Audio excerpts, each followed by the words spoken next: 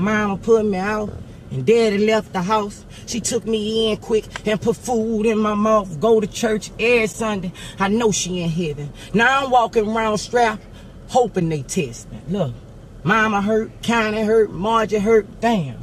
Birdie hurt, the boys hurt, that hurt the whole fam. Now I'm walking around every day like I don't give a damn, itching for trying to give me some healing. 10 million wouldn't make me happy. All I want is my granny. Her and mama the only one understand me. On concert night, she get word and sit down in the kitchen, hollering, God help me keep my grandson careful. This for granny, granny, granny, granny. Why you had to take the mama away? Torrance Ivy Hatch, aka Lil Boosie, born November 14th, 1982.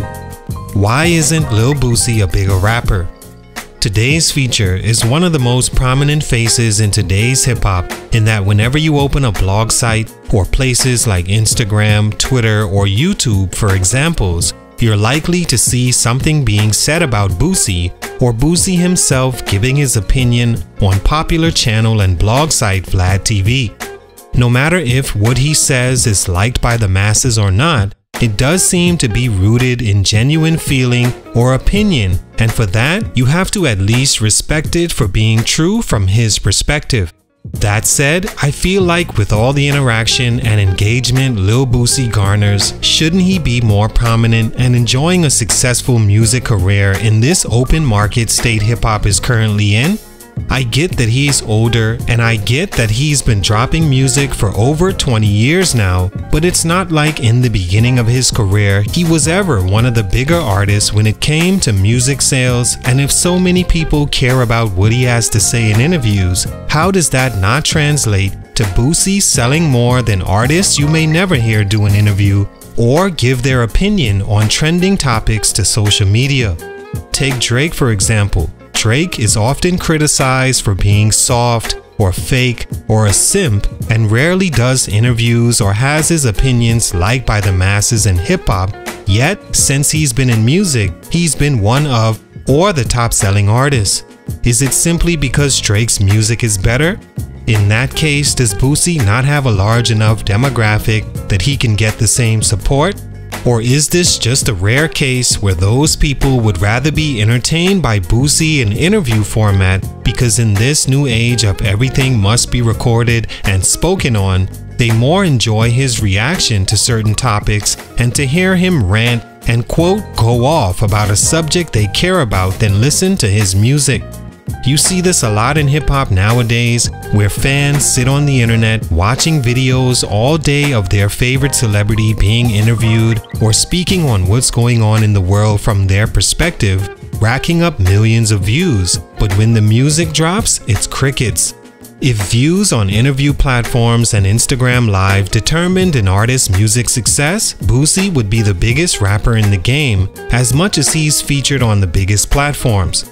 Musically, Boosie is respected among his peers, but mainstream-wise, he hasn't been able to connect or figure out how to be successful in this era with the music. On an underground level where his music can be more relatable, he still struggles to find the support he'd like that matches his online presence to album sales, awards, and nominations. Here's why I think Boosie isn't or has never been a big rap artist. Let's talk about it. It's your boy JC, Stunted Growth Music. Let's get it, man. Take a minute to like, subscribe, and comment on who I should do next. Lil Boosie was born in Baton Rouge, Louisiana, and as a child, his first love was sports. Usually the smallest in the crew, many recall Boosie having the biggest heart of them all, even though he's always been a diabetic and took shots to keep his energy high. As a child, Boosie says he first found out he was also ADHD and took Ritalin to keep him calm and help him focus on his studies or doing everyday chores. One effect of the ADHD was Boosie loved and needed attention constantly. He first picked up basketball as a way to always be in a crowd and always have someone around watching and feeding his ego and need to be heard and attended to. As bad as it sounds, these things made Boosie a natural when it came to music. Since to go further than high school and still be the street person he's always been, Boosie had to put the basketball down and find another avenue he could be himself. Didn't help he was also selling drugs that got him kicked out of school as well. He picked up rap at 14 because he's always liked writing, and there he could get attention, always have people around, and money. He hooked up with local rapper C-Loc, and that led to joining Pimp C's label Trill ENT, and the rest was history. Stunt number 1, more struggle than shine. It's funny because you hear people all the time say they want something real and authentic, something they could believe in.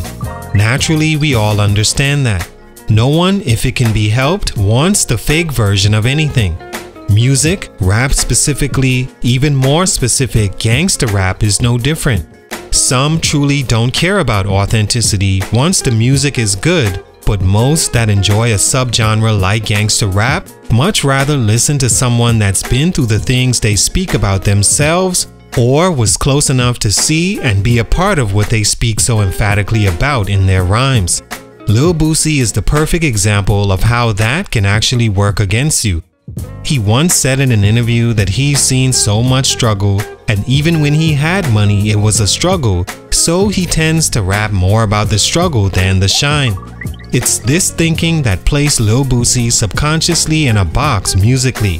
One that you, as a fan, have to be able to relate to in order to acquire the key to unlock the box and enjoy Boosie's music.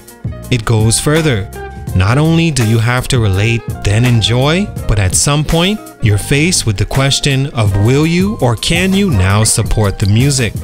Most people that enjoy Boosie's music are likely from the same low-income environments as Boosie, and in a time supporting meant going out made it tough for his target audience to push him to the forefront.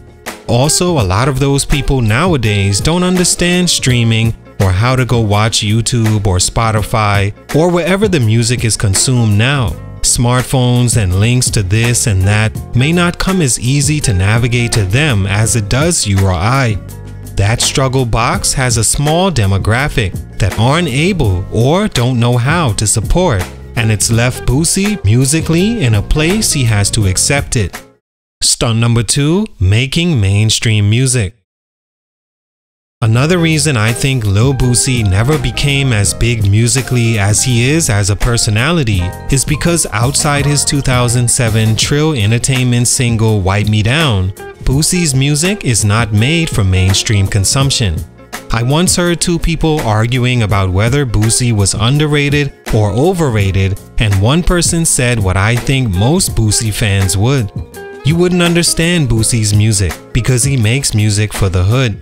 Unless you're from the hood, it ain't for you. Well, like stunt number 1, then how does that help him as a rapper sell more albums or singles? Back in the days, that was the old school trap that ran prevalent in hip-hop and only holds artists back. This idea that you as a rapper always have to be hard or aggressive or rap about the hardships and tough life you've seen.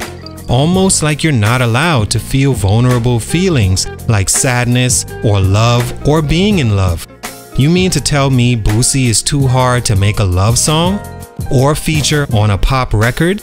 Will he lose credibility in the streets? If so, then artists like Boosie were doomed from the start musically. Stunt number 3, quality over quantity.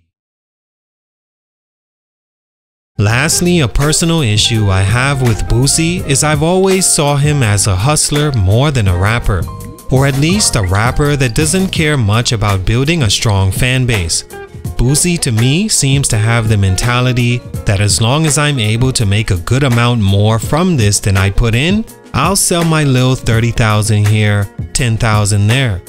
Oh, this unsigned artist want to spend some money on a verse? He got $2,000? Okay, let me get that. 100,000 play over there? Well, I'm on my way. His very own legal trap, and I respect that as a hustler. I've never said Boosie wasn't getting money or that he didn't find a way to make rapping support the lifestyle he's always wanted. But when it comes to the music and answering the question of why he isn't bigger, this has a lot to do with it. He'd rather drop 3 albums in a year like in 2019 and make $250,000 than them to be great albums that can last the test of time and reach more people than before, and I'm not mad at him. Since he came home in 2014, he's released an album or project every year, sometimes multiple. It's hard to create demand when a product is always right in front of you, for the low, even for free. All in all, you can't help but have lots of respect for Boosie, seeing where he came from and where life has taken him. Like being on death row for 3.5 years and staying solid. And for his hustler nature that you can't help but cheer for and hope he makes it. But musically, for these reasons, I think Boosie isn't as big as his personality online. Salute, much respect. It's your boy JC Stunted Growth Music, and I'm out.